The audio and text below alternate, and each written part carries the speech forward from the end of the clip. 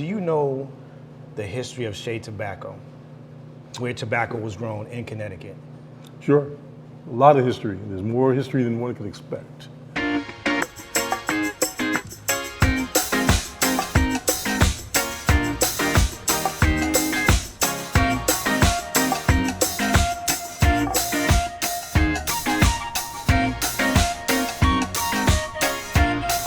So June, this is what I wanted to take you to see. Written on the boards of the inside of this barn, some of the students took up pieces of charcoal and left their names and the locations where they're from. This soil, this ground, I know very well. I worked with my bare hands picking tobacco during the summers, but just a few decades before me, Martin Luther King Jr. and students from historically black colleges and universities were working on these very same farms.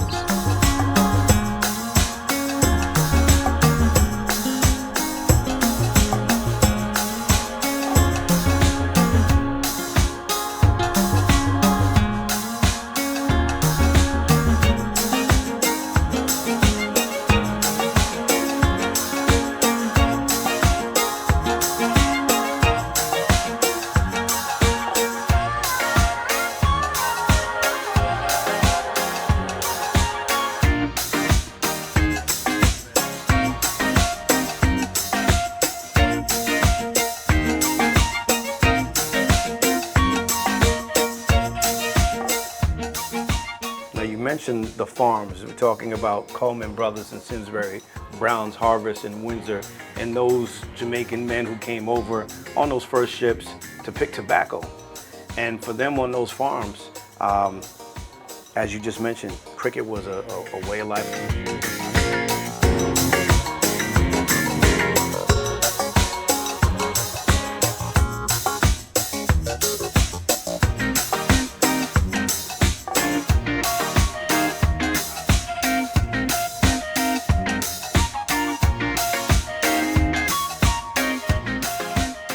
Well, he makes mention in one of the letters to his mom that he felt like he was in God's country, right?